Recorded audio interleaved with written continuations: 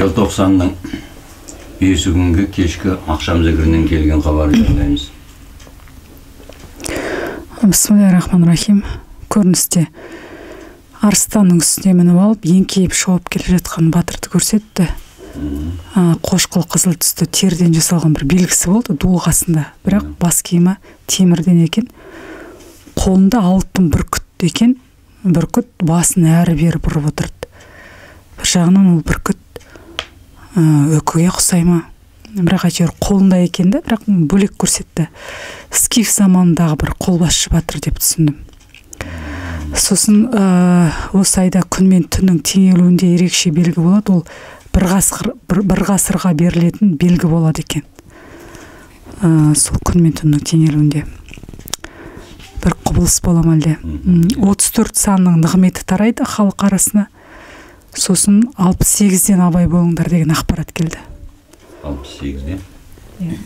68 деген енді ол Құрандағы Мұхаммед оларға айт, егерде Інжілді, Тәуратты меңгермесе түгенмесін деген айт бар 68 сан. Сонымен байланысқан неге шамасы? Қалан сүресі? Қалан жоқ, 6-шы сүреде. Енді оны зерттеу керек, ол я болмаса жауабы мына неден тұр. Біз анау өлең ел биліктің өртеген терроризм деп кітабында тұр. Өлең кітапта. Жақсы, ал Ханифа. Судан шып тұрған бір көгершін көрінді. Сөйтсе ол көгершін бұлай тұрды да, басындағы нені қаурысының бүйтіп алды да, ол бір батырға айланып кетті. Сондай бір көрініс болды. Қожалыққа жету деп солай түсті, көп бұрыш болды. Сонда ол 8 бұрыштан көп екен деп ойладым. Қанша бұрыш екен?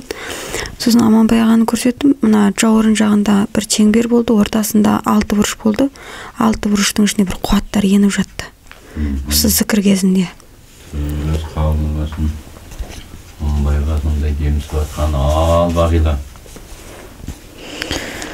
Бүгінгі зікірде мына зікірдің толқыны 300 герцке жетіп тұр дейді. Сол 700 герцке жету керек деп салып тұр. Сосын бір жүрек көрсетті. Жүректің ортасынан күн сияқты жарқырап, былай жарық шықты, соны көрсетті. Сосын 16 желтоқсаннан бұрын шыршаны ерте безендіргені бір сол жаңағы осы оқиғаны жын шайтанның назарды аударып әкету мақсатты тұр дейді артында.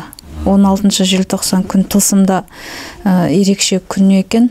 Ол жаңағы 16 мен 12-ні қосқанда 28 шығып тұр. Ол зікір өлеңде тағдыр жазылу деген өлең екен. Сосын тағы бір көріністе шыршаның өртеніп жатқанын көрсетті да.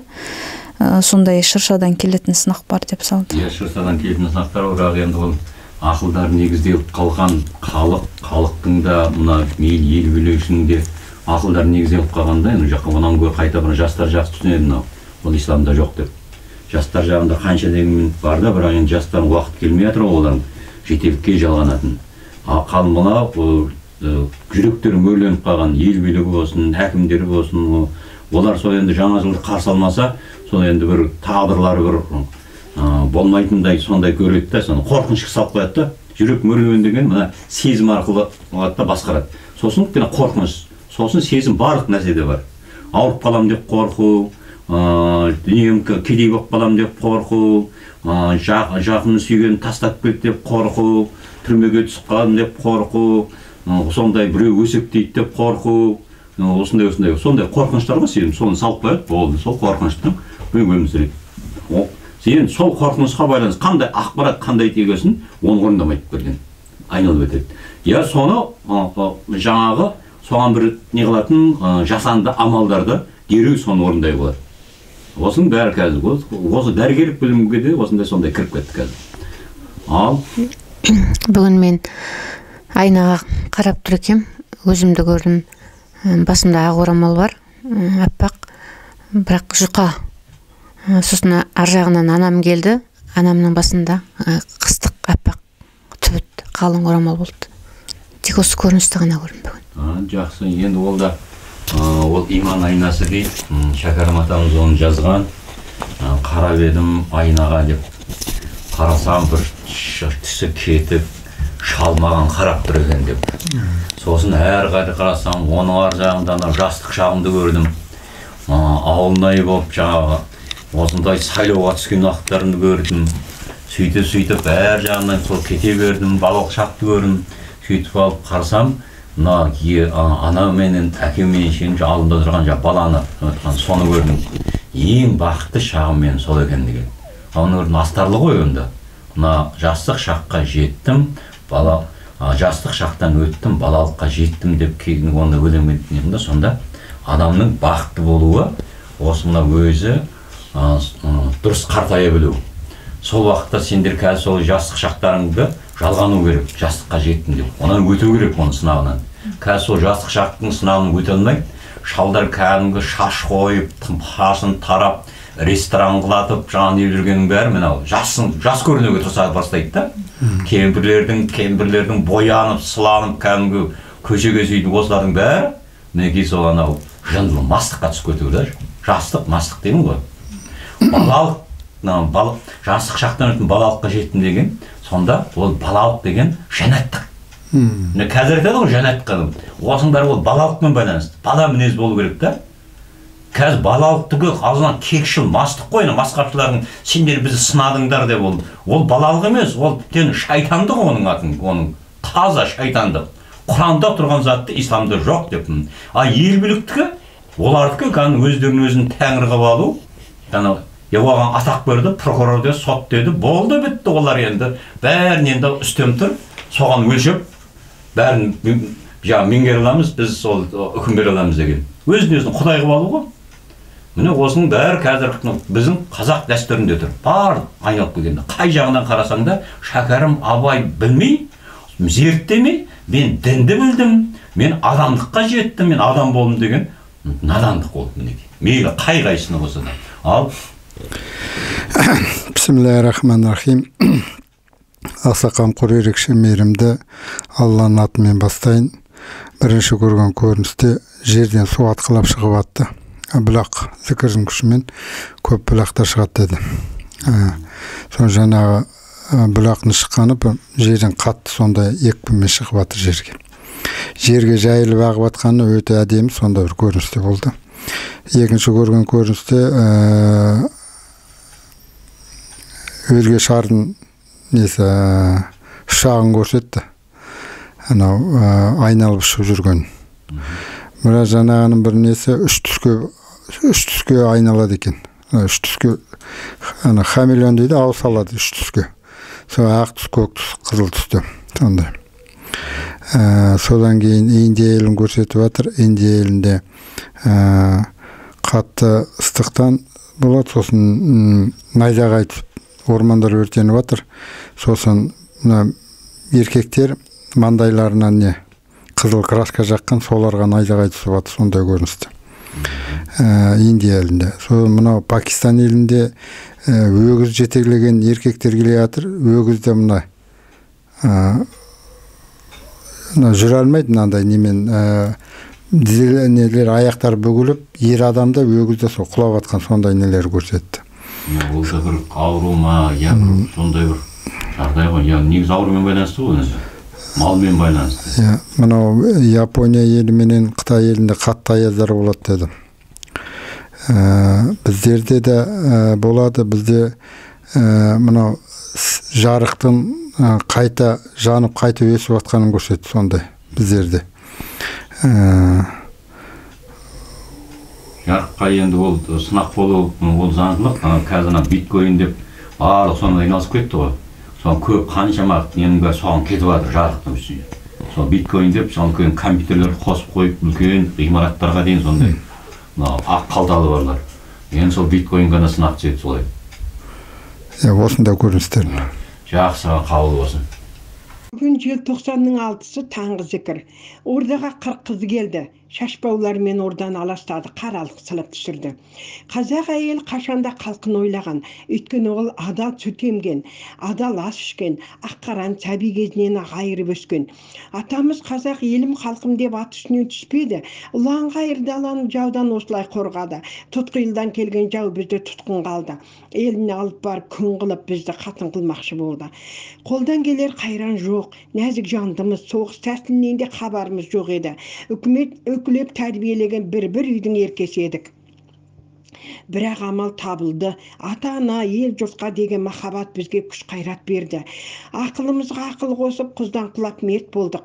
Халық үшін мерт болдық. Бұл өлім біз үшін ақ өлім болды. Жаумен біз осылай шайқастық. Олардың жүрегі тас төбесіне шықты. Қару жарағын чала жинап еліне қарай қашты.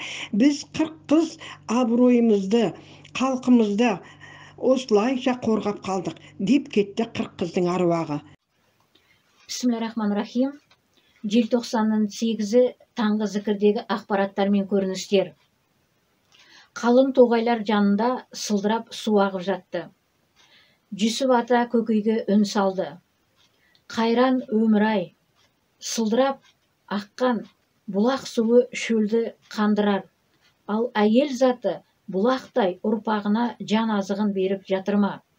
Арпалыспен өтіп жатыр.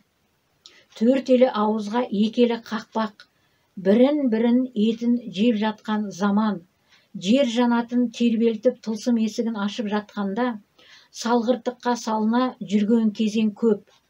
Қызмет қылып, аруақты риза қылып жатқан ешкім жоқ. Қазіргі қатын қалаш, өмір өткел, көзді ашып жұмғанша өтіп кетерін білсе шіркін. Қайран бос өтіп жатқан күндер-ай, дүние қызығына батып, алдамшы өмір сүруде. 6 желтоқсан таңғы зікір.